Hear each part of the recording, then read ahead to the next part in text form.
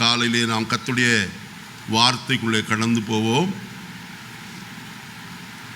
மத்தேயு எழுதின சுவிசேஷம் 26ஆம் அதிகாரம். மத்தேயு எழுதின சுவிசேஷம் 26ஆம் அதிகாரம் வாசிப்போம். கர்த்தருடைய வசனத்தை 46வது வசனத்தை வாசி. என்னை காட்டி கொடுக்கிறவன் இதோ வந்து விட்டான், எழுந்திருங்கள் போவோம் என்றார். கர்த்தருடைய பரிசுத்த நாமத்துக்கு மகிமை உண்டாகட்டும். தர்மியான நாளிலும் தேவனுடைய வார்த்தையை நாம் வாசிக்க கேட்டோம். என்னை காட்டி கொடுக்கிறவன் இதோ வந்து விட்டான், எழுந்திருங்கள் போவோம் என்று இயேசு சொன்னதை நாம் வசனத்தின் மூலமாய் வாசிக்க கேட்டோம். தலைகளை தாழ்த்தி ஜெபம் பண்ணுவோமா? கண்களை அடைத்து இருதயத்தை கர்த்தருக்கு நேராக்கி, பரலோகத்தின் நல்ல பிதாவே, நல்ல வேளைக்காய் ஸ்தோத்திரம். இந்த காலை வேளையிலே உம்முடைய சன்னிதானத்தில் இதுவரைக்கும் நாங்கள் ஆராதிக்கவும் உம்மை தொழுது கொள்ளவும், ஆண்டவரே உம்முடைய இன்பமான கர்த்தருடைய வார்த்தைகளை நாங்கள் கேட்க அனுக்கிரகம் செய்தீர்.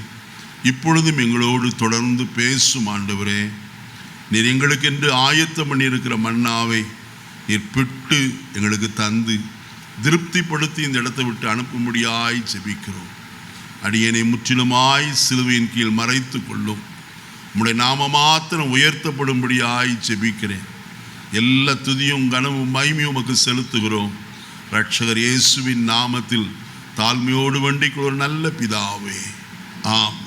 கர்த்தருடைய பரிசுத்த நாமத்துக்கு மகிமை உண்டாகட்டும். கடந்த வாரத்தில் நான் உங்களோடு கூட பரிசுத்த லூக்கா எழுதின சுவிசேஷம் 22ஆம் அதிகாரம் 45, 46 வசனங்களை மேற்கோள் காட்டி உங்களோடு நான் பேச நேர்ந்தது. இயேசு சொன்னதான இந்த வார்த்தை இன்றைக்கும் அதையே தான் வாசித்திருக்கிறோம். ஆனால் ஒரு சிறிய வித்தியாசத்தை நான் உங்களுக்கு காண்பிக்க இந்த வசனத்தை நான் உங்களுக்கு வாசிக்க விரும்புகிறேன். 46வது வசனத்தை வாசிப்போம். நீங்கள் நித்திரை பண்ணுகிறது என்ன? சோதனைக்கு உட்படாதபடிக்கு எழுந்திருந்து ஜெபம் பண்ணுங்கள் என்று சொன்னார். இந்த தலைப்பில் உங்களோடு பேசினேன். ஆனால் இன்றைக்கு நாம் எழுந்திருக்க வேண்டிய காரியம் என்ன, நாம் எதற்காக எழுந்திருக்க வேண்டும் என்பதை நாம் சற்று கர்த்தருடைய வேத வசனத்திலிருந்து ஆராய்ந்து பார்ப்பது நல்லது. என்று சொன்னால் நாம் இருக்கிற இடம் எப்படிப்பட்டது என்பதை நாம் அறிந்து செயல்பட வேண்டியது இந்த காலகட்டத்தின் அவசியமாயிருக்கிறது. எல்லாரும் நினைக்கிறபடி இன்னும் அநேக வருஷங்கள் கடந்து போகும், நாம் இந்த உலகத்தில் இன்னும் அதிக வருஷங்கள் ஜீவித்திருப்போம் என்று நினைத்து கொண்டிருக்கிறார். அருமையானே, இந்த உலகத்தின் காரியங்கள் எல்லாம் இயேசு சீக்கிரமாய் வரப்போகிறார் என்பதை அறிவுறுத்தி கொண்டிருக்கிறது. இப்படி தாயா சொல்லிகிட்டே இருக்கீங்க எத்தனையோ வருஷமாய், உண்மைதான். ஆனால் இந்த நாட்களிலே எருசலேமை நாம் நோக்கி பார்ப்போமானால், இஸ்ரவேல் ஜனத்தை நாம் நோக்கி பார்ப்போமானால், அவர்கள்தான் இந்த உலகத்தினுடைய முடிவுக்கு அடையாளமாய் அவர்கள் காணப்படுகிறார்கள். இப்பொழுது ஆலயம் கட்டப்படும்படியாக சகலவித ஆயத்தங்களும் நடைபெற்று கொண்டிருக்கிறது. ஆலயம் கட்டி முடிக்கப்படுகிற நேரத்தில் நம்முடைய கர்த்தர் வருவார் என்று சொல்லி எல்லாரும் விசுவாசிக்கிறார்கள். அதனால ஆலயம் கட்டப்படுவதற்கு முன்பு ஒரு சிவப்பு கிடாரி ஒன்று பலி செலுத்தப்பட வேண்டும். ஏற்கனவே ஒரு கிடாரியை அவர் பலி செலுத்தி பரீட்சித்து பார்த்திருக்கிறார். இஸ்ரவேலிலே லேவி கோத்திரத்தை தனியாய் பிரித்தெடுத்து அதில் ஆசாரியர்கள் எல்லாரையும் யார் யார் என்னென்ன வேலை செய்ய வேண்டும் என்று எல்லாவற்றுக்கும் நியமித்து வைத்திருக்கிறார். அந்த சிவப்பு கடாரி மற்றொரு கடாரி அதற்காக ஆயத்தம் பண்ணப்பட்டிருக்கிறது. ஆசாரியர்கள் அதையெல்லாம் மிகுந்த ஜாக்கிரதையோடு கூட பரீட்சித்து பார்த்து அதில் யாதொரு ஊனமும் யாதொரு கலப்பும் இல்லை என்று கண்டு அதை பத்திரமாய் வளர்த்தி வருகிறார். என்றைக்கு அதை பலி செலுத்துவார்கள் என்று நமக்கு தெரியாது. ஆனால் ஒன்று, கர்த்தர் வருவதற்கு இதெல்லாம் அடையாளமாய் காணப்படுகிறது. ஆகையால் சபையே, நீ எழுந்திருக்க வேண்டியது அவசியமான ஒரு காரியம். நாம் எழுந்திருக்க வேண்டிய சில காரியங்களை, ஒரு 3 காரியத்தை மட்டும் இந்த காலை வேளையில உங்களோடு சுருக்கமாய் நான் பேசும்படியாய் விரும்புகிறேன். அதற்கு ஆதாரமாக எபேசியருக்கு எழுதின நிருபம் 5ஆம் அதிகாரம் 14வது வசனத்தை நாம் வாசிக்கலாம். ஆதலால் தூங்குகிற நீ விழித்து மரித்தோரை விட்டு எழுந்திரு, அப்பொழுது கிறிஸ்து உன்னை பிரகாசிப்பிப்பார் என்று சொல்லி இருக்கிறார் என்று எழுதப்பட்டிருக்கிறது. இங்கே சொல்லப்பட்ட வசனத்தை நன்றாய் கவனியுங்கள். வசனம் சொல்கிறது, ஆதலால் தூங்குகிற நீ மரித்தோரை விட்டு என்ன செய், எழுந்திரு. தூங்குகிற நீ விழித்து மரித்தோரை விட்டு என்ன செய், எழுந்திருக்க வேண்டுமா? விழிச்சா போதாது, முதலாவது என்ன செய்ய வேண்டும்? விழித்து அடுத்தபடியாய் செய்ய வேண்டிய காரியம் எழுந்திருக்க வேண்டியது அவசியம். சில பேர் படுக்கையில முழிச்சிருவாங்க, ஆனா படுக்கையை விட்டு என்ன செய்ய மாட்டாங்க, எந்திரிக்கவே மாட்டாங்க, வேற அடுத்த காரியத்தை செய்ய மாட்டாங்க, படுக்கையிலேயே உட்கார்ந்துருப்பாங்க. அப்படி அல்ல. இங்க வசனம் சொல்லுகிறது, ஆதலால் தூங்குகிற நீ விழித்து மரித்தோரை விட்டு என்ன செய், எழுந்திரு. ஏன் அப்படி மரித்தோரை விட்டு எழுந்திரு என்று சொல்லப்பட்டு இருக்கிறது? நான் மரித்தோரிடத்திலா காணப்படுகிறேன் என்று சொன்னால், ஆம், மரித்தவர்கள் மத்தியிலே தான் நாம் காணப்படுகிறோம். எப்படி என்று ஒருவேளை நீங்கள் கேட்கலாம். வசனத்தை கொண்டு உங்களுக்கு விவரித்து காட்டுகிறேன். வாசிப்போம். எபேசியருக்கு எழுதின நிருபம் 2ஆம் அதிகாரம் 1 வசனத்தை நான் வாசிக்கலாம். அக்கிரமங்களினாலும் பாவங்களினாலும் மரித்தவர்களாயிருந்த உங்களை உயிர்ப்பித்தார். வசனம் சொல்லுகிறது, எதிலே மரித்தார்களாம்? அக்கிரமங்களினாலும் பாவங்களினாலும் மரித்தவர்களாயிருந்த உங்களை என்ன செய்தார்? உயிர்ப்பித்தார் என்று எழுதப்பட்டிருக்கிறது. அப்ப அக்கிரமத்திலும் பாவத்திலும் காணப்படுகிறவர்கள் எப்படிப்பட்டவர்கள்? மரித்தவர்கள். இயேசுவே சொன்னார், மரித்தோர் தங்கள் மரித்தோர் என்ன செய்யட்டும், அடக்கம் பண்ணப்படட்டும் என்று சொன்னார். காரணம், அவர்கள் பாவத்திலே ஜீவிக்கிறவர்கள். அப்போஸ்தலனாகிய பவுல் ரோமர் 6ஆம் அதிகாரம் 23வது வசனத்தில் சொல்கிறார், பாவத்தின் சம்பளம் மரணம், தேவனுடைய கிருபை வரமோ நம்முடைய கர்த்தராகிய இயேசு கிறிஸ்துவினால் உண்டாகும் நித்திய ஜீவன் என்று கர்த்தருடைய வசனம் சொல்லுகிறது நாம் பார்க்கிறோம். அப்ப பாவம் எதற்கு ஒப்பாய் காணப்படுகிறது? மரணத்திற்கு ஒப்பாய் காணப்படுகிறது. அப்படியானால் நாம் செய்ய வேண்டிய காரியம் என்ன? பாவத்தை விட்டு எழுந்திருக்க வேண்டும். பாவ ஜனங்களை விட்டு வேறுபட்டு காணப்பட வேண்டும். வசனத்திலே சொல்லுகிறார், ஆதலால் கோணலும் மாறுபாடுமான சந்ததியின் நடுவில் இருந்து உங்களை என்ன செய்யுங்கள், விலகி உங்களை ரட்சித்துக் கொள்ளுங்கள் என்றுதான் கர்த்தருடைய வசனம் சொல்லுகிறது. எப்படிப்பட்ட ஜனம்? கோணலும். அப்போஸ்தலர் நடபடிகளின் புஸ்தகம் 2ஆம் அதிகாரத்திற்கு வருவோமா? வசனத்தை வாசிக்கலாம். 40வது வசனம். இன்னும் அநேக வார்த்தைகளாலும் சாட்சி கூறி மாறுபாடுள்ள இந்த சந்ததியை விட்டு விலகி உங்களை என்ன செய்யுங்க, ரட்சித்துக் கொள்ளுங்கள் என்று எழுதப்பட்டிருக்கிறது. ஏன் கோணலும் மாறுபாடுள்ள சந்ததின்னு சொன்னீங்க, ஆனா வேறொரு வசனத்தை வாசிக்கிறீங்களேன்னு கேட்கலாம். இங்க என்ன சந்ததி? வசனத்துல மாறுபாடுள்ள இந்த சந்ததி, நேரா நடக்கிற சந்ததி அல்ல, மாறுபாடாய் வேறு விதமாய் நடக்கிற சந்ததி. அவர்களை குறித்து அப்போஸ்தலனே சொல்லுகிறார். பிலிப்பியர்கள் நிருபத்தில் வாசிப்போமா? 2ஆம் அதிகாரம் 14வது வசனத்திலிருந்து வாசிப்போம்.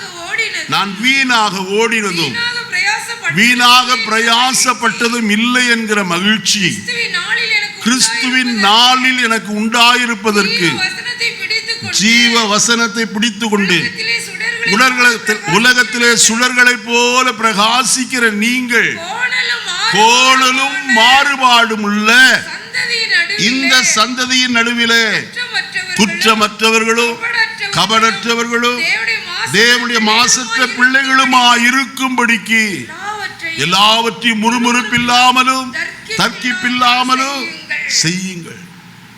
இந்த சந்ததி எப்படிப்பட்ட சந்ததி? கோணலும் மாறுபாடுள்ள இந்த சந்ததி. மாறுபாடான இந்த சந்ததியை விட்டு விலகி என்ன செய்யுங்கள்? ரட்சித்துக் கொள்ளுங்கள். அருமையானே, நாம் வேறுபட்டு ஜீவிக்க வேண்டியவர்களாய் காணப்படுகிறோம். உலகத்தாரோடு சேர்ந்து ஐக்கியப்பட்டு எல்லா காரியத்திலும் ஈடுபடுவதல்ல, அதை விட்டு விலகி ஜீவிக்க வேண்டும். நான் உலகத்தான் அல்லாது போல நீங்களும் எப்படிப்பட்டவர்கள் அல்ல, உலகத்தார் அல்ல என்று சொன்னாரே. நம்மை உலகத்தை விட்டுதான் கர்த்தர் பிரித்தெடுத்திருக்கிறார். வசனத்தில் வாசிக்கிறோம். லேவியராகமம் 20ஆம் அதிகாரம் 26வது வசனத்தை வாசிக்கிற வழியில, கர்த்தராகிய நான் பரிசுத்தராய் இருக்கிறபடியினாலே நீங்களும் எனக்கேற்ற பரிசுத்தவான்களாய் இருப்பீர்களாக, நீங்கள் என்னுடையவர்களாய் இருக்கும்படிக்கு உங்களை மற்ற ஜனங்களை விட்டு என்ன செய்தேன்? பார்த்தீங்களா?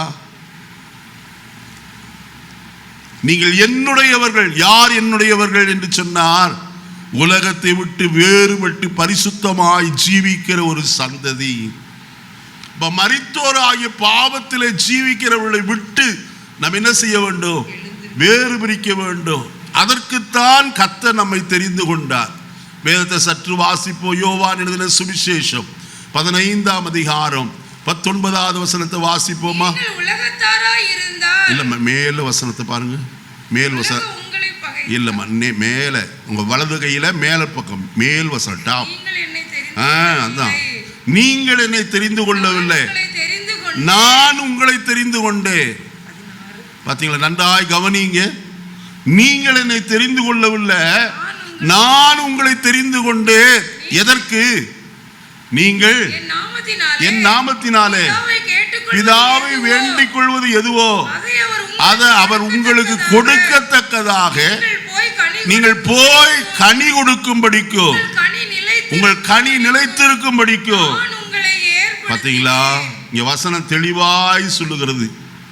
என் நாமத்தினாலே பிதாவை வேண்டிக் கொள்வது எதுவோ அதை அவர் உங்களுக்கு என்ன செய்யும்படியாய் கொடுக்கத்தக்கதாக நீங்கள் செய்ய வேண்டிய காரியம் என்ன? கனி கொடுக்க வேண்டும். கர்த்தரால் தெரிந்து கொள்ளப்பட்ட மனுஷன் கர்த்தருக்கு என்று கனி கொடுக்கிறவனாய் காணப்படுவான். கனினா என்ன? நம்முடைய கிரியைகள். நம்முடைய கிரியை எவ்விதமாய் காணப்படுகிறது? வசனத்தில் என்ன வாசிக்கிறோம்? ஆவியின் கனியோ அன்பு, சந்தோஷம், சமாதானம், நீடிய பொறுமை, தயவு, நற்குணம், சாந்தம், இச்சை அடக்கம். இது எல்லாம் கனிகளாய் காணப்படுது. இவைகள் எல்லாம் நம்மிடத்திலே காணப்படுகிறதா? உலகத்திலே தான் காணப்படுகிறோம். நாம் கனியற்றவர்களாய் காணப்படலாகாது. நாம் கனி கொடுக்கிறவர்களாய் இருக்க வேண்டும். அதற்குத்தான் கர்த்தர் நம்மை ஒவ்வொரு நாளும் என்ன செய்கிறார்? சுத்திகரித்து கொண்டே இருக்கிறார். சுத்திகரிப்பதின் நோக்கம் என்ன? மிகுந்த கனிகளை கொடுக்கும்படிக்கு அவர் என்ன செய்கிறாராம்? சுத்தம் பண்ணுகிறார். நாம் பரிசுத்தம் அடைய நம்மை ஒப்பு கொடுக்கிறோமா? நாம் பரிசுத்தம் அடைந்தால்தான் நாம் கனி கொடுக்க முடியும். பரிசுத்தம் என்கிற ஒரு சிந்தை நம்முடைய ஜீவிதத்தில் எப்போதும் காணப்பட வேண்டும். இங்கே வசனம் சொல்லுகிறது, பாவத்திலும் அக்கிரமத்திலும் ஜீவிக்கிறவர்கள் நடுவிலிருந்து புறப்பட்டு என்ன செய்யுங்க? பிரிந்து போங்க. மரித்தோரை விட்டு எழுந்திருங்க, விழித்து எழுந்திருங்கள் என்று எழுதப்பட்டிருக்கு. அப்பதான் கிறிஸ்து உங்களை என்ன செய்யக்கூடும்? பிரகாசிக்க பண்ண கூடும். இல்லாவிட்டால் நீங்கள் இன்னும் எப்படிப்பட்டவர்களாய்த்தான் இருப்பீர்கள்? பிரகாசம் அற்றவர்களாய்த்தான் காணப்படுவீர்கள். நாம் இந்த உலகத்திற்கு வெளிச்சத்தின் பிள்ளைகளாய் கர்த்தர் வைத்திருக்கிறார். வெளிச்சம் கொடுக்க வேண்டுமானால் மரித்த கூட்டத்தாரை விட்டு எழுந்திருக்க வேண்டும். கர்த்தருக்கு சாட்சியாய் காணப்பட வேண்டும்.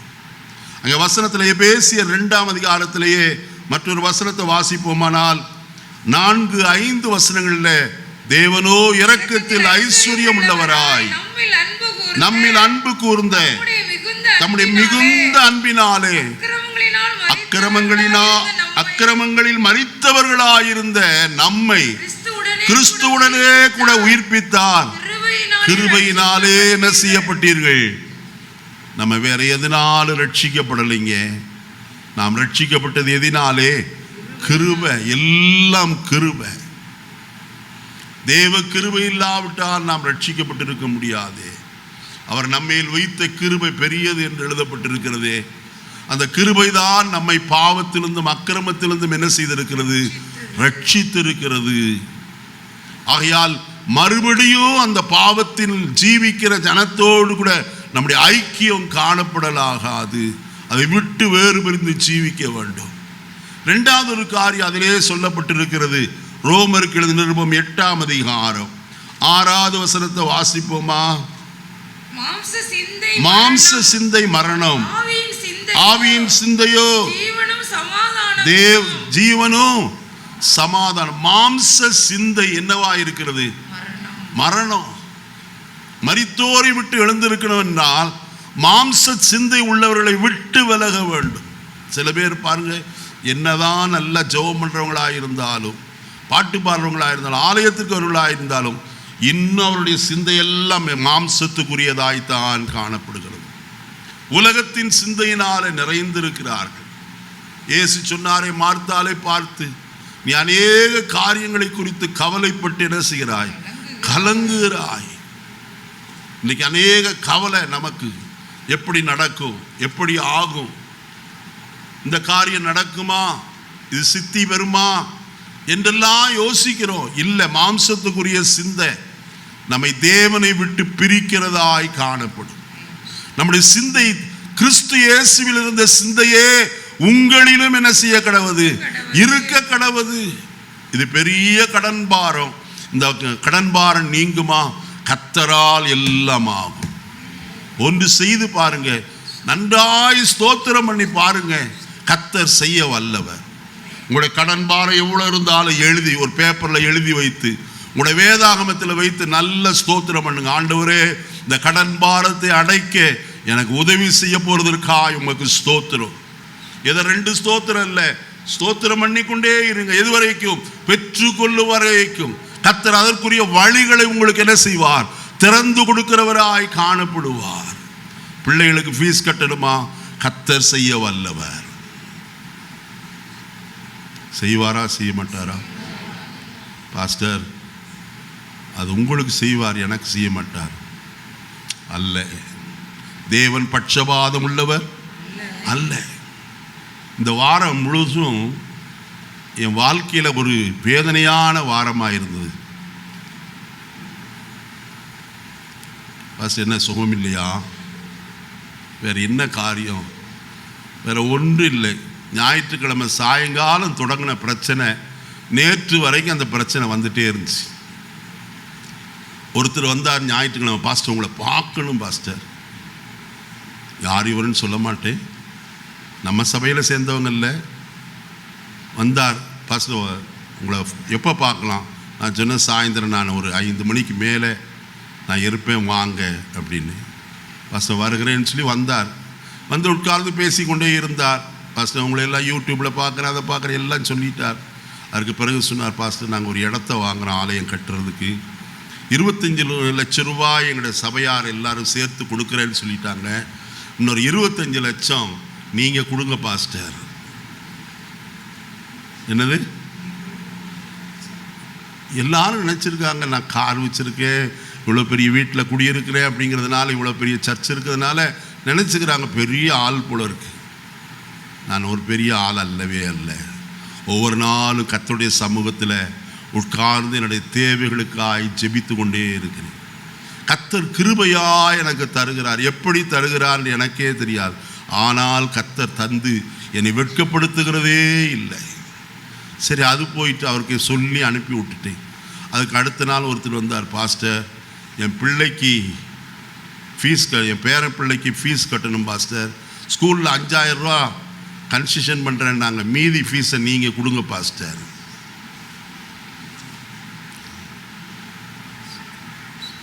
சரி, அது போச்சு.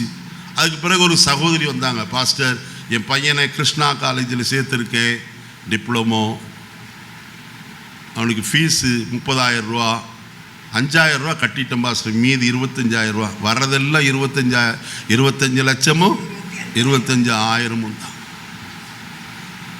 இப்படியே டெய்லி ஃபோன் மூலமாயும் இதே காரியம்தான். நான் ஏன் இதை சொல்லுகிறேன், மாம்சத்துக்குரிய சிந்தை. கர்த்தர் உனக்கு ஒரு பிள்ளையை கொடுத்திருந்தால் அந்த பிள்ளையை கர்த்தர் வளர்த்துவதற்கு எப்படிப்பட்டவர்? உண்மை உள்ளவராக இருக்கிறார். கர்த்தரிடத்தில் கேட்கணும், ஆண்டவரே இந்த ஃபீஸ் கட்டணும், என்னால ஒன்று கூடாது, ஆனால் உம்மாலே முடி, நீர் வழிகளை திறக்கிற கர்த்தர் என்று சொல்லணும். சகோதரிகள் கூட்டம் நடத்தணுமே, என் பிள்ளைகள் கேட்டாங்க எப்படி நடக்கும்? எல்லாம் நடக்கும், அவ்வளோதான். எத்தனை ரூபாய் செலவு செய்தேன் என்று சொல்லி உங்களுக்கு சொல்ல போறதில்லை. ஆனால் ஒரு பைசா கூட கடன் இல்லாதபடிக்கு கர்த்தர் காரியங்களை என்ன செய்தார்? வாய்க்க செய்கிறவராய் காணப்பட்டார். அந்த விசுவாசம் எனக்குள்ள இருக்கிறபடி நான் அந்த விசுவாசத்தை உங்களுக்கு சொல்லி கொடுக்கிறேன். நாம் ஆராதிக்கிற கர்த்தர் சாதாரணமானவர் அல்ல. சற்று நேரத்துக்கு முன்பு சங்கீதத்தில் கேட்டோம், கொடுக்க வல்லவராகிய அவர் என்று எழுதப்பட்டிருக்கிறது. அவர் எப்படியும் நமக்கு கொடுக்க எப்படிப்பட்டவர்?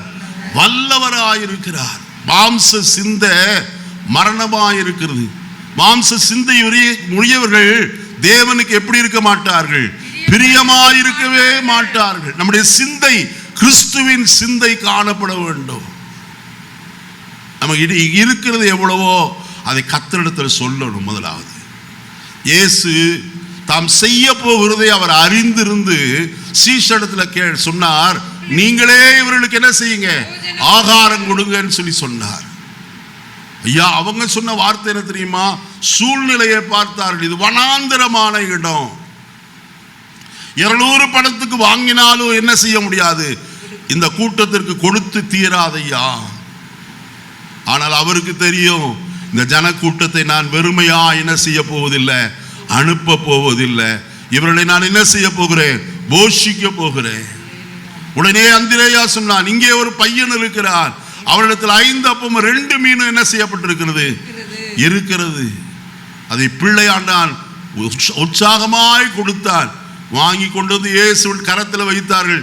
இயேசு அதை கரத்தில் வாங்கி வானத்தை அண்ணாந்து பார்த்து ஸ்தோத்திரம் பண்ணி விட்டு ஜனங்களை வரிசை வரிசையாய் உட்கார வைத்து எல்லாரும் சாப்பிட்டது போக மீதியானதையும் என்ன செய்தார்கள்? சேர்க்கிறவளாய் காணப்பட்டார்கள். நம்முடைய தேவன் வானத்தையும் பூமியை உண்டாக்கின தேவன். நன்றாய் கவனியுங்கள். நேற்றைய தினத்தில் நான் என்னுடைய சிந்தனையில, நான் தியான பகுதியில யோனாவின் தீர்க்கதரிசன புஸ்தகத்தை வாசித்து கொண்டிருந்தேன். அவன் கப்பற்சேதத்தில் அகப்பட்டவன். நீ யார் என்றெல்லாம் கேட்கும் போது அவன் சொன்ன ஒரு வார்த்தை என்ன தெரியுமா? நான் வானத்தையும் பூமியையும் உண்டாக்கின பரலோகத்தின் கர்த்தரிடத்தில் பயபக்தி உள்ளவனாயிருக்கிறவன். பயபக்தி உள்ளவனாமே பேச்சு மிட்டு பெரிய பந்தாவா வந்துருச்சு. எப்படி? நான் வானத்தையும் பூமியையும் உண்டாக்கின பரலோகத்தின் தேவனுக்கு கர்த்தரிடத்தில் பயபக்தி உள்ளவன். பயபக்தி உள்ளவன் அவனுக்கு கீழ்ப்படிவான். அருமையானே, கீழ்ப்படியாதவனாய் காணப்பட்டு ஆனாலும் சொல்றான், நான் அவருக்கு ஊழியக்காரனாய் பிள்ளையாண்டானாய் காணப்படுகிறேன். இந்த காலை வேளையில் நான் ஒன்று சொல்கிறேன், நம்முடைய தேவன் வானத்தையும் பூமியும் உண்டாக்கின கர்த்தர். அவர் ஒன்றுமில்லாமல் இருந்து சர்வத்தையும் என்ன செய்தவர்? உருவாக்கினவர். அவரை குறித்து கர்த்தருடைய வசனத்திலே நான் வாசிக்கும் போது வேதம் சொல்லுகிறது விதமாய், ரோமருக்கு எழுதினது 4ஆம் அதிகாரம் 17வது வசனத்தை பாருங்கள். அநேக ஜாதிகளுக்கு உன்னை தகப்பனாக ஏற்படுத்தினேன் என்று எழுதியிருக்கிறபடி அவன் தான் விசுவாசித்தவரும் மரித்தோரை உயிர்ப்பித்து இல்லாதவைகளை இருக்கிறவைகளை போல அழைக்கிறவருமாயிருக்கிற தேவனுக்கு முன்பாக நம் எல்லாருக்கும் என்ன செய்கிறான்? தகப்பனாயிருக்கிறான். அருமையான கர்த்தருடைய பிள்ளைகளே, இந்த காலை வேளையில ஒன்றை அறிந்து கொள்வோம். இல்லாதவைகளை இருக்கிறவைகளை போல என்ன செய்கிறவர்? அங்கே வெளிச்சம் இல்லை, இருள் சூழ்ந்திருந்தது. ஆனால் கர்த்தர் சொன்னார், வெளிச்சம் உண்டாக கடவுது என்று சொன்னார். வெளிச்சம் உண்டாயிற்று. அதற்கு பிறகுதான் சூரியன், சந்திரன், நட்சத்திரங்கள் எல்லாவற்றையும் உருவாக்கினவர். இன்றைக்கு நான் உங்களுக்கு சொல்லுகிறேன், ஒன்றும் இல்லை, ஆனால் சகலத்தையும் உடையவரை நோக்கி பார்க்கணும் நம்முடைய கண்கள். தாவீது சொல்கிறானே, எனக்கு ஒத்தாசை வரும் பர்வதங்களுக்கு நேராக என் கண்களை என்ன செய்கிறேன்? ஏறெடுக்கிறேன். வானத்தையும் பூமி உண்டாக்கின கர்த்தரிடத்திலிருந்து எனக்கு என்ன செய்யும்? ஒத்தாசை வரும். அப்படியானால் நமக்கு இருக்கிற மாம்ச சிந்தைய, உலக பிரகாரமான கவலை நம்ம மாற்றுவோம். உலக நம்முடைய இருதயத்தின் கவலை அதை என்ன செய்யும்? ஒடுக்கும் என்று எழுதப்பட்டிருக்கு. எதை ஒடுக்கும்? இருதயத்தை ஒடுக்குகிறதாய் காணப்படும். இரண்டாவது காரியத்துக்குள்ள போவோம். சங்கீதம் 115 17வது வசனத்தை வாசிப்போம். 115 17.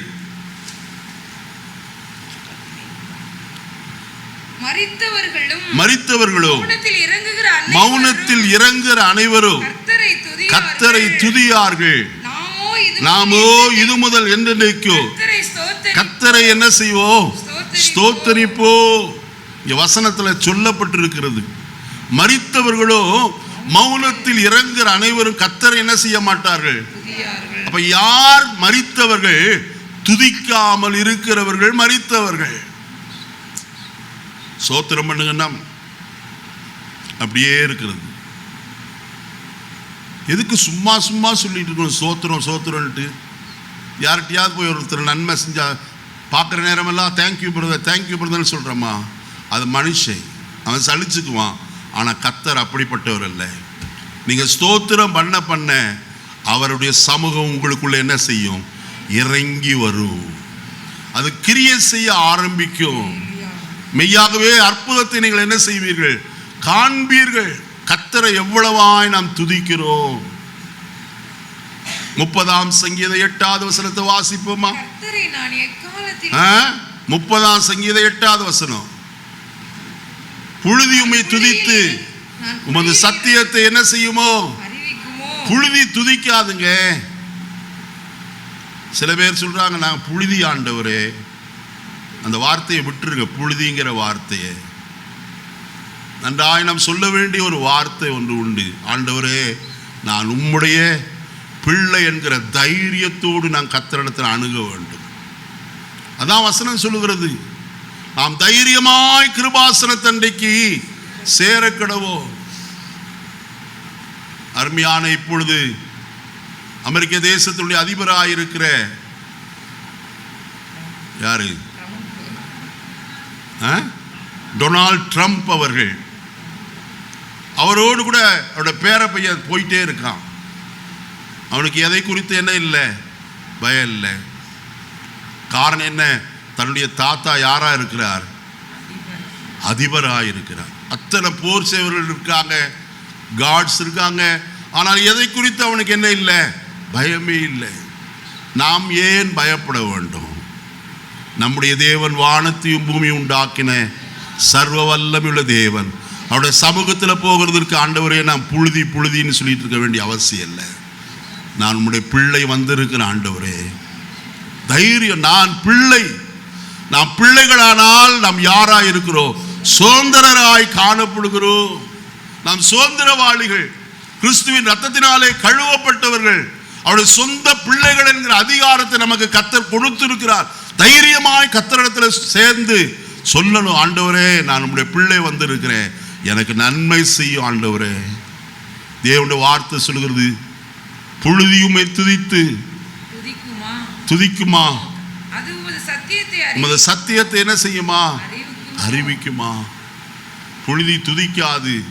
ஆனால் நாமோ இது முதற்கொண்டு என்றென்றைக்கும் என்ன செய்வோம்? கர்த்தரை ஸ்தோத்தரிப்போம் என்று கர்த்தருடைய வேதம் சொல்லுகிறதே. துதித்த ஜனத்தை குறித்து நமக்கு நன்றாய் தெரியும். 2 நாளாகமத்தின் புஸ்தகம் 20ஆம் அதிகாரத்தில் யோசபாத் என்று ஒரு ராஜா ஒருவன் காணப்பட்டான்.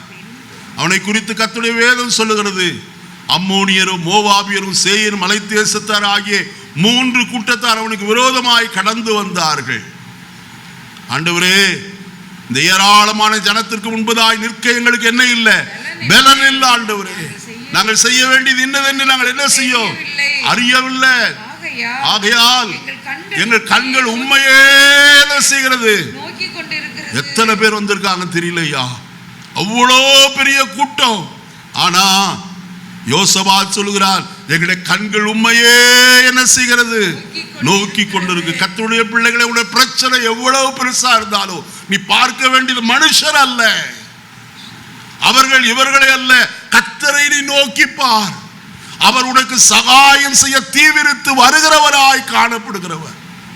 உபாகமத்தில் வாசிக்கும் போது அவர் உனக்கு சகாயமாய் வானங்களின் மேலும் ஆகாய மண்டலங்களின் மேலும் என்ன செய்கிறார்? ஏறி வருகிறார் என்று எழுதப்பட்டு இருக்கிறது.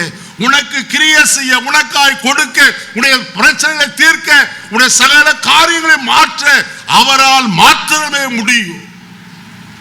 நீ அவரை ஸ்தோத்திரம் பண்ணுகிறாயா? எவ்வளவா நீ ஸ்தோத்தரித்தால் போதும், எவ்வளவு ஸ்தோத்தரித்தாலும் அது தகும். யோசபாத் செய்த காரியம், அவன் பாடகர் குழுவினை ஏற்படுத்தினான், யுத்த களத்தில் கொண்டு போய் அவர்களை நிறுத்தினான்.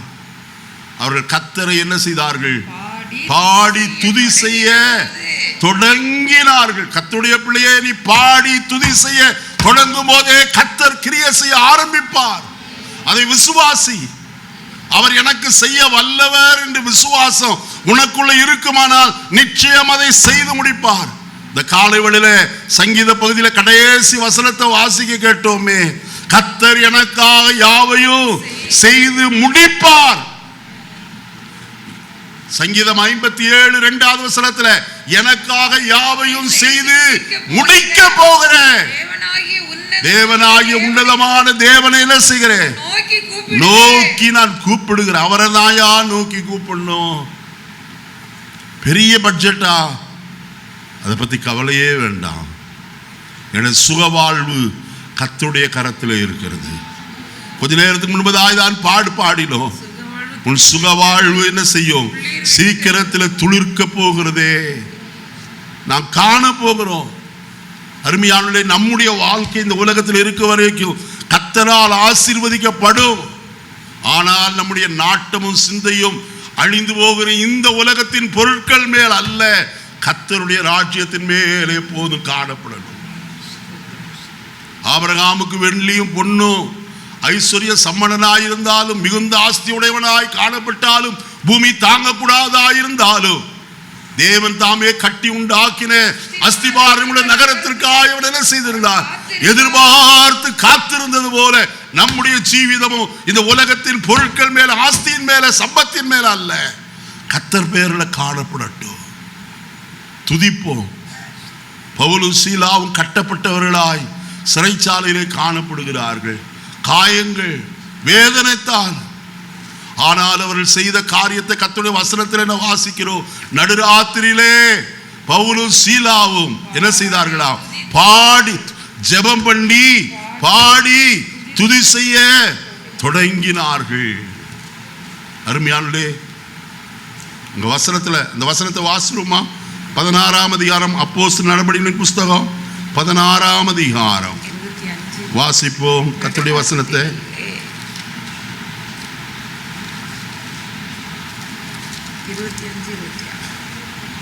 25 வாசிங்க.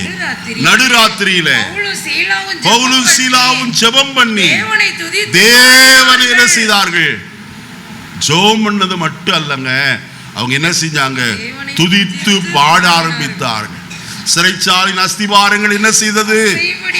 அசையும்படியாக பூமி மிகவும் அப்படியே ஆயிற்று. கர்த்தர் நமக்காக எல்லாவற்றையும் செய்ய வல்லவராயிருக்கிறார். துதிக்கிற ஜனத்தை தான் கர்த்தர் என்ன செய்ய முடியும்? ஆசீர்வதிக்க முடியும். அடுத்த 3வது காரியம் 1 தீமோத்தேயு 5ஆம் அதிகாரம் 6வது வசனத்தை வாசிப்போமா? 1 தீமோத்தேயு 5:6. சுகபோகமாய் வாழ்கிறவள் உயிரோடே செத்தவள். இங்க வசனம் சொல்லுகிறது, சுகபோகமாய் வாழ்கிறவள் உயிரோடே என்ன செய்தவள்? செத்தவள். சுகபோக வாழ்வு இன்றைய அநேகர் விரும்புகிறார். இந்த உலகத்தில் நாம் அதை அல்ல, அதை பார்க்கிலும் மேன்மையான பரம தேசத்தையே அவர்கள் என்ன செய்தார்கள்? நாடினார்கள், அது விரும்பினார்கள் என்று வேதம் சொல்லுகிறது. எதை பார்க்கிலோ, இந்த உலகத்தில் காணப்படுகிற சகலவற்றை பார்க்கிலோ மேன்மையானதை விரும்பினார்கள். அருமையானவர்களே, அழியாததும் மாசற்றதும் ஆகிய நித்திய ஜீவனுக்கு ஏதுவான சுதந்திரம் பரலோகத்தில் என்ன செய்யப்பட்டிருக்கிறது? நமக்காக வைக்கப்பட்டிருக்கிறது. முழு வசனத்தை வாசிப்போமா? 1 பேதுரு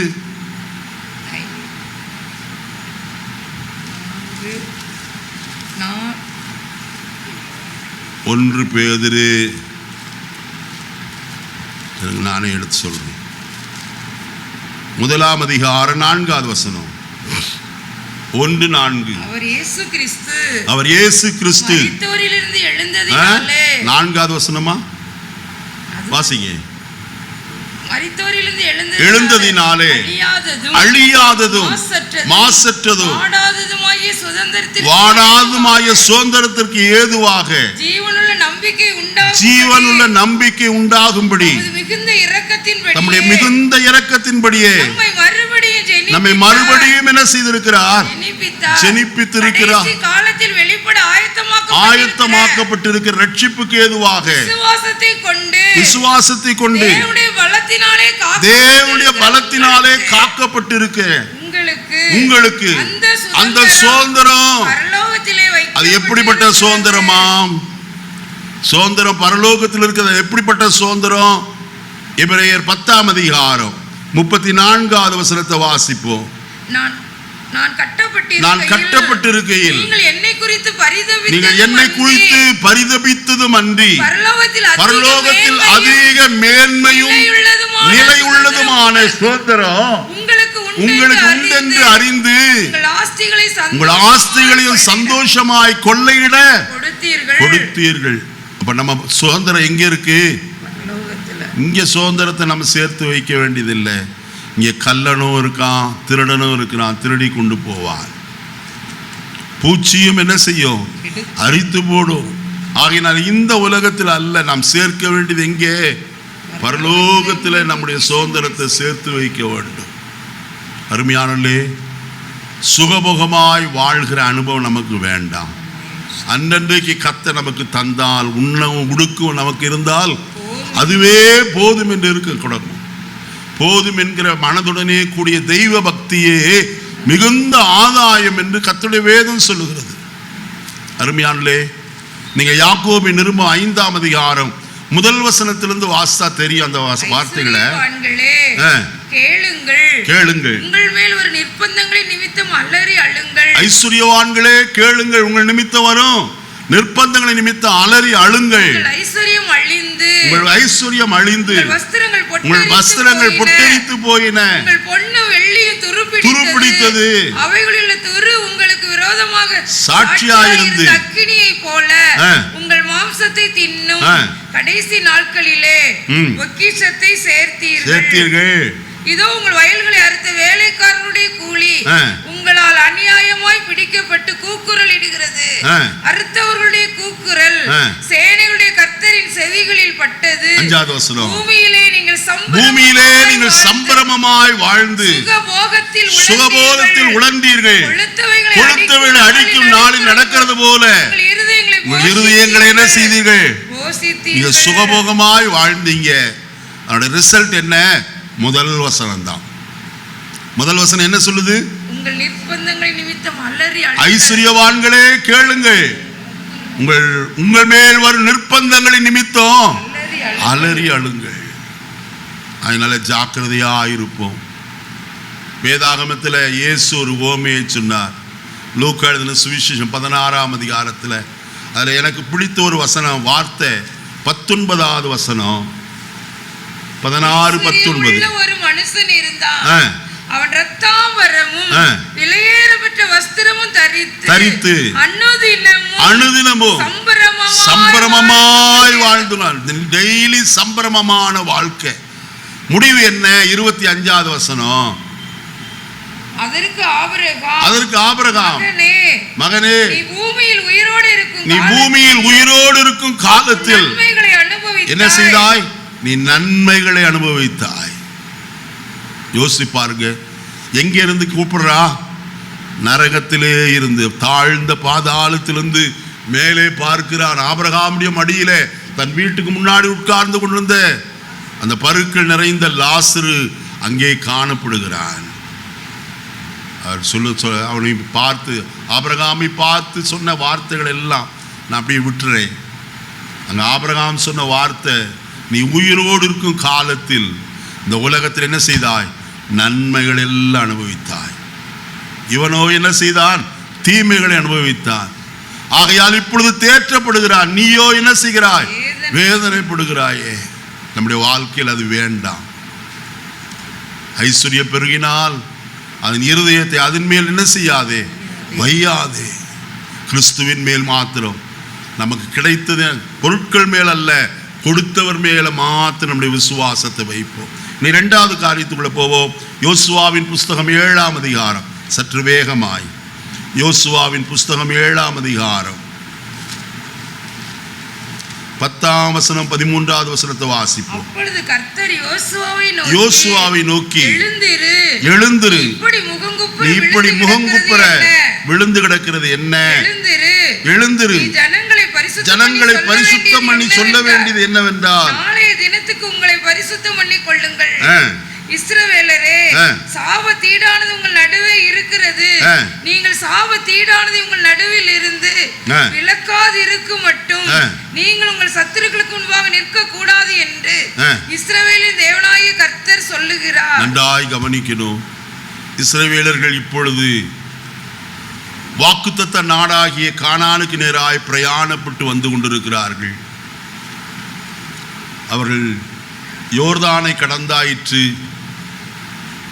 எரிகோவையும் ஜெயித்து விட்டார்கள். அதற்கு அப்புறம் ஒரு சிறிய பட்டணம், ஆயி பட்டணம். எல்லாரும் சொன்னார்கள், இது சிறிய பட்டணம், கொஞ்சம் பேர் போனால் போதும், அதை என்ன செய்யலாம், எளிதாய் ஜெயித்து விடலாம் என்று சொன்னார்கள். ஆனால் நடந்த காரியம் என்ன? அங்கே போன போது அவர்கள் எல்லாரும் புறமுதுகு காட்டி அவர்களில் ஏறக்குறைய 35 பேருக்கும் அதிகமான ஜனங்கள் என்ன செய்தார்கள்? 36 பேர் வெட்டுண்டார்கள் என்று கர்த்தருடைய வசனம் சொல்கிறது. 5வது வசனத்தில் 7:5 36 பேர் வெட்டப்பட்ட போது யோசுவா கர்த்தருடைய சமூகத்தில் வஸ்திரங்களை கிழித்து கொண்டு புழுதியை தன்மேல் வாரி இறைத்து கொண்டு கிடக்கிறான். கர்த்தரை நோக்கி, கர்த்தாவே என்று சொல்லி அழுகிறவனாய் காணப்படுகிறார். அப்பொழுதுதான் கர்த்தர் யோசுவாவை பார்த்து சொல்கிறார், யோசுவாவே நீ என்ன செய், எழுந்திரு. அங்க சொல்லப்படுகிற வார்த்தை 10வது, இப்படி முகங்குப்புற நீ விழுந்து கிடக்கிறது என்ன? பதில் தான் அங்கே 13வது வசனத்தில் சொல்லப்படுகிறது. ஜனத்தை என்ன செய், பரிசுத்தம் படுத்து. ஏன் பரிசுத்தமாக்கணும்? இஸ்ரவேலரே, சாபத்தீனானது உங்கள் நடுவே இருக்கிறது. நீங்கள் சாபத்தீனானது உங்கள் நடுவிலிருந்து விலக்காது இருக்க மட்டும் உங்கள் சத்துருக்களுக்கு முன்பாக என்ன செய்ய முடியாது, நிற்கவே முடியாது. சாபத்தீடானது உங்கள் நடுவிலே இருக்கிறது. எது சாபத்தீடானது? நல்ல கவனிக்கணும். கர்த்தருடைய வசனம் அங்கே இவ்விதமாய் சொல்லுகிறது. 6ஆம் அதிகாரத்திற்கு வருவோம், வாசிப்போமா? 19வது வசனத்தை வாசிக்கலாம். 18 வாசிங்கம்மா. சாபத்தீடானது ஏதாயிலும் எடுத்துக் கொள்ளுகிறதினால் நீங்கள் சாபத்தீடாகாதபடிக்கு இஸ்ரவேல் பாளையத்தை சாபத்தீடாக்கி அதை கலங்க பண்ணாதபடிக்கும் சாபத்தீடானதற்கு மாத்திரம் எச்சரிக்கையாயிருங்கள். சகல வெள்ளியும் பொன்னும் வெண்கலத்தினால் செய்யப்பட்ட பாத்திரங்களும் கர்த்தருக்கு பரிசுத்தமானவைகள் கர்த்தருடைய பொக்கிஷத்தில் என்ன செய்யும்? நன்றாய் கவனிப்போம். அங்க இருக்கிற எல்லாம் எப்படிப்பட்டது? சாபத்தீடானது. சாபத்தீடானது ஒன்றே என்ன செய்யாதீங்க, எடுத்துக்கொள்ளாது. எல்லாம் கர்த்தருக்கு எப்படிப்பட்டது? பரிசுத்தமானது. கர்த்தருடைய பரிசுத்தமானதை யாராயிலும் எடுத்துக்கொண்டால் அது எப்படிப்பட்டது? சாபத்தீடானது என்று கர்த்தருடைய வேதம் சொல்லுகிறது. கர்த்தருக்கு பரிசுத்தமானது என்ன?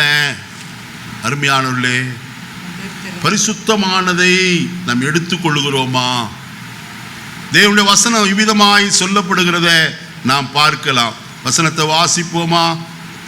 நீதிமொழிகளின் புஸ்தகம் 20ஆம் அதிகாரம் 25வது வசனத்தை வாசிக்கலாம். பரிசுத்தமானதை விழுங்குகிறதும் பொருத்தனை செய்த பின்பு யோசிக்கிறதும் மனுஷருக்கு எப்படி இருக்குமாம்?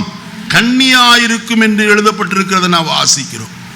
எது பரிசுத்தமானது? கர்த்தருடைய தசம பாகம் கர்த்தருக்கு பரிசுத்தமானது.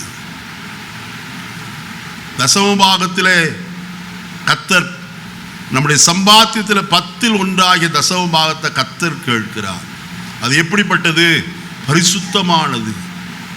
10ல் 1 பங்கு தான் கர்த்தர் தான் எல்லாவற்றையும் கொடுக்கிறார். தாவீது சொல்லும்போது, உம்முடைய கரத்திலிருந்து வாங்கி நாங்கள் உமக்கு என்ன செய்கிறோம்? கொடுக்கிறோம் என்று சொல்லுகிறார். கர்த்தருக்கு கொடுக்கிற காரியத்தில் நாம் எப்படிப்பட்டவர்களாக இருக்கிறோம்? தசமபாகம் எல்லாம் கர்த்தருக்கு பரிசுத்தமானதல்லவா? அதை நாம் கர்த்தருக்கு கொடுக்கிறோமா? கர்த்தருக்கு கொடாதிருப்போமானால் அது சாபத்தினால் அதை நாம் விழுங்கிறது. அது எப்படிப்பட்டதாக இருக்குமாம்? வசனம் சொல்லுகிறது, பரிசுத்தமானதை விழுங்கிறது அவனுக்கு கண்ணியா இருக்கும். குருவியை பிடிக்கிறதுக்கு கண்ணி வைக்கிறாங்களே, அதை போல காணப்படும். கண்ணியிலே அகப்படுகிற ஒரு நிலைமை. அருமையானே, இந்த காலை வழியிலே நான் ஒன்று சொல்ல விரும்புகிறேன். தேவனுக்குரியதை தேவனுக்கும், ராயனுக்குரியதை ராயனுக்கு கொடுக்க வேண்டும். கொடுக்கிற போதுதான் அது கர்த்தருடைய ஆசீர்வாதத்தை நாம் பெற்றுக்கொள்ள முடியும். மல்கியா 3:10 நமக்கு நன்றாய் தெரியுமே. என் தேவனுடைய வீட்டிலே ஆகாரம் உண்டாயிருக்கும்படிக்கு தசம பாகங்கள் எல்லாம் பண்டக சாலைக்கு என்ன செய்யுங்கள்? கொண்டு வாருங்கள். அப்பொழுது வானத்தின் பலகணிகளை திறந்து இடங்கொள்ளாமல் போக மட்டும் உங்கள் மேல் ஆசீர்வாதத்தை வர்ஷிக்க பண்ண மாட்டேனோ என்று அதனால் என்ன செய்யுங்க? சோதித்து பாருங்கள் என்று சொன்னாரே. இந்த காலையிலே நாம் கர்த்தருக்கு கொடுத்து சோதித்து பார்ப்போமா? நாம் கர்த்தருக்கு கொடுக்கிறவர்களானால் கர்த்தர் நிச்சயமாய் நமக்கு திரும்ப கொடுக்கிறவராய் இருப்பார் என்று கர்த்தருடைய வேதம் தெளிவாய் சொல்லப்பட்டிருக்கிறத நாம் பார்க்க முடியும். இந்த காலையிலே நாம் கர்த்தருக்கு கொடுக்க ஒரு தீர்மானம் செய்வோமா? பரிசுத்தமானதை நாம் விழுங்கினால் அது கண்ணியாய் காணப்படும். அதை அல்ல, அதன் மேல் கை வைப்பது அல்ல. இன்னைக்கு அநேகருடைய ஆசீர்வாதம் தடைபடுகிறதற்கு காரணம் என்ன? கர்த்தருக்கு கொடுக்க வேண்டிய தசம பாகத்தை கொடாமல் காணப்படுவதுதான். கொடாமல் இருந்து மற்றவர்களுக்கு கொடுக்கிறார்கள். வியாதியஸ்தருக்கு வியாதிக்கு கொண்டு போய் கொடுக்கிறார்கள்.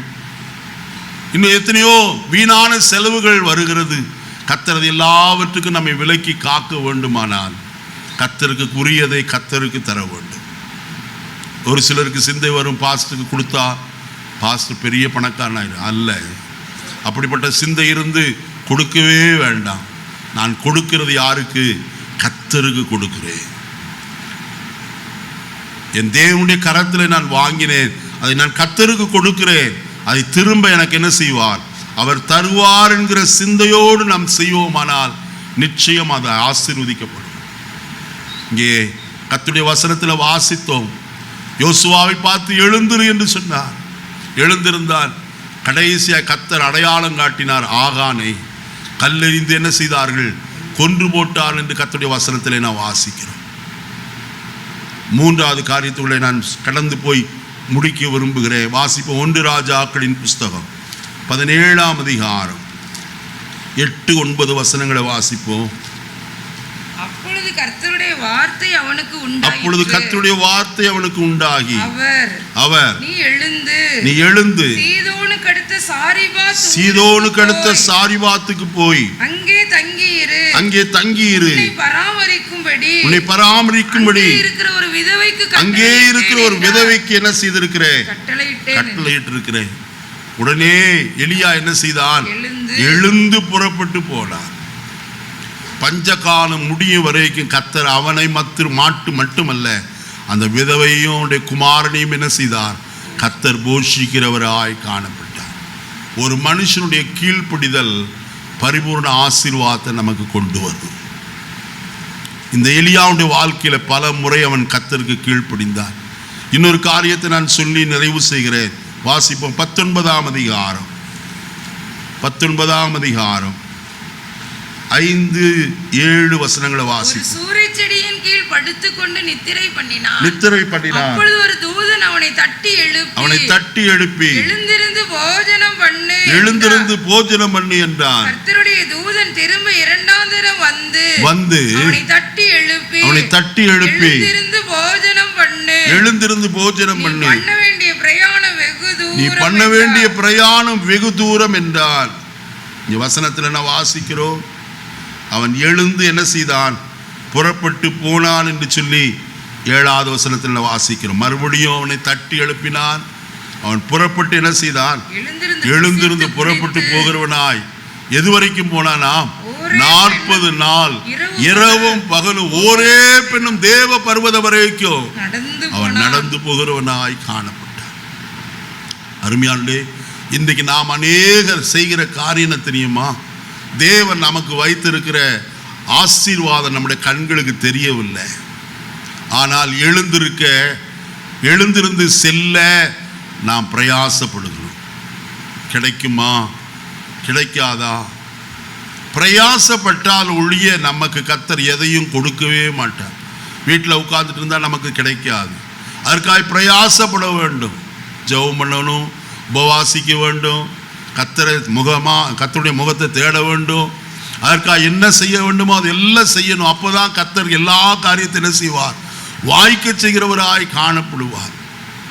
நம்முடைய கண்களுக்கு தேவனுடைய வசனத்தில் நான் வாசிக்கும் போது கர்த்தர் ஆயத்தம் பண்ணினவைகளை கண் காணவே இல்லை, காது கேட்கல, காதுகளிலே கேட்கல, நம்முடைய இருதயத்தில் என்ன செய்யல, தோன்றவும் இல்லை. ஆனால் தேவனோ அவைகளை நமக்கு தமது ஆவியினாலே என்ன செய்தார்? வெளிப்படுத்தி இருக்கிறாரே. நமக்கு ஆயத்தம் பண்ணி இருக்கிற ஆசீர்வாதத்தை நம்முடைய கண் காணலையா? ஆனால் கர்த்தர் ஒரு ஆசீர்வாதத்தை உங்களுக்கு ஆயத்தம் பண்ணி இருக்கிறார். இந்த வாரத்திலோ இந்த மாதத்திலோ கர்த்தர் நிச்சயம் அந்த ஆசீர்வாதத்தை உங்களுடைய வாழ்க்கையில தருவார். விசுவாசிக்கிறவர்கள் பாக்கியவான்கள். மெய்யாகவே கர்த்தர் அதை செய்வார். அடுத்தது, கர்த்தர் எலியாவை எழுந்திருக்க போக சொன்ன காரணம் என்ன தெரியுமா? அவன் செய்ய வேண்டிய காரியம் இன்னும் அதிகமாக இருக்கிறது. ஒரு 3 காரியத்தை அவன் செய்ய வேண்டும். 2 ராஜாக்களை அபிஷேகம் பண்ண வேண்டும். 3வது காரியம், தனக்கு பின்னாக தன்னுடைய ஊழியத்தை செய்ய வேண்டிய ஒரு தீர்க்கதரிசியை ஆயத்தம் பண்ண வேண்டும். அவனை அபிஷேகம் பண்ண வேண்டும்.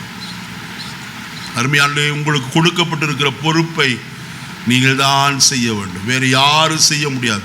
ஆனால் அதற்கு முன்னே எலியா செய்த காரியம் என்ன தெரியுமா?